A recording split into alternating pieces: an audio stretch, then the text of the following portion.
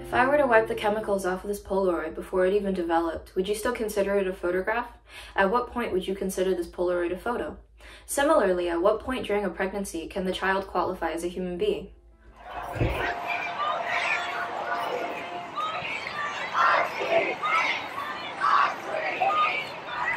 Across the past 20 years, abortion laws and restrictions have been getting increasingly strict, both affecting and being affected by factors such as accessibility, rising Republican dominance, and marginalized groups. The most prominent court decision being very recent, known as the overturning of Roe v. Wade. The immediate consequences of Roe being overturned was there was no longer a constitutional right to abortion. It returned pretty much complete control over abortion regulation to the 50 states. What essentially occurred is that many states decided to make abortions illegal or to restrict them quite dramatically. So essentially what has happened in the period of time since Roe was overturned is we're now at the point where there are about 14 states that have a nearly complete ban on abortion throughout pregnancy, with very, very minor exceptions. A large argument against Roe v. Wade is that many abortions happen when the child is considered a human being. However, statistics prove that 93% of abortions in 2020 happened within the first trimester. Toward the end of a woman's first trimester, the fetus is often the size of a lime. You have just a massive number of states that have made abortion either completely illegal or virtually illegal, meaning that women can't access them under most circumstances in those states. As of 2020, many states have taken various sides on abortion accessibility. However, the most prominent states consist of Washington, D.C. having the most accessibility and West Virginia having the least. Providers of abortion care in surrounding states have opened their doors to patients who are now forced to travel out of state to get their essential care, if they have the resources to travel at all. Prior to Dobbs, about 1% of people lived 200 or more miles away from the nearest abortion facility. Now that's 14%. Politics also play a substantial part in abortion rights, with Roe v. Wade having been overturned by a Supreme Court with a majority of conservative members. Many more conservative states are passing laws restricting abortion as compared to Democratic states. We're not going to sit by and let Republicans throughout the country enact extreme policies.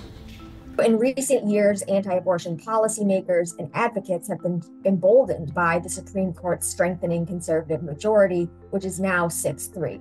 The rising majority displays how this specific area of medicine is being taken out of providers' and doctors' hands and instead being handed to legislators and policymakers who have a narrow understanding of the practice itself.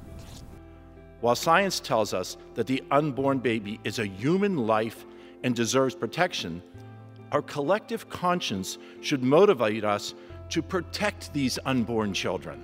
The recent abortion restrictions that have been passed by conservative forces have negatively impacted minorities and other vulnerable groups. By exploiting the poor, young, and oppressed, these people are less and less likely to get an abortion now that additional charges are involved, such as the cost of leaving one state or lack of a driver's license, just to name a few. Certainly people who have less wealth, those who are economically disadvantaged, are very disproportionately impacted by these laws. Younger women are impacted negatively in more serious ways, people of color, and people, women who are at risk of domestic violence are also, I think, problematically impacted by these laws. When looking at the statistics, we see that more vulnerable groups are affected, as more than half of all abortions were from women under the age of 30. Additionally, when looking at the reasons women get abortions, we see that it's often those that are more vulnerable that are receiving abortions. Financial reasons make up a large percentage, and now with the cost of leaving the state added to the charge of an abortion, it may not be an option for poorer women anymore.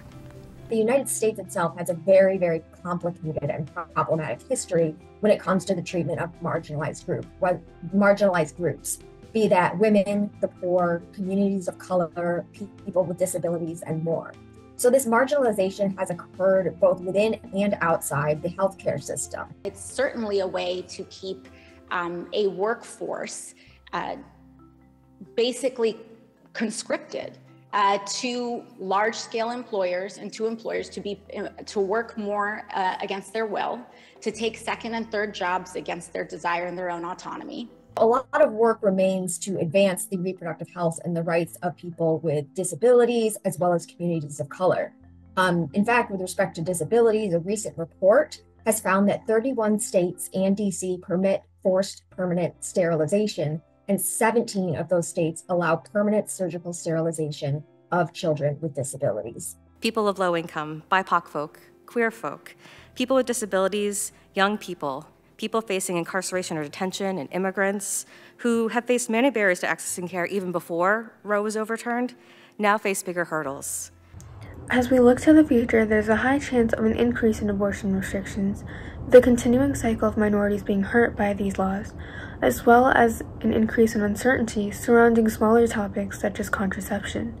However, there always remains a chance of new laws being put into place, benefiting those in need. In order to make this a reality, we need to continue to educate and hold legislators accountable. Are you willing to advocate for autonomy?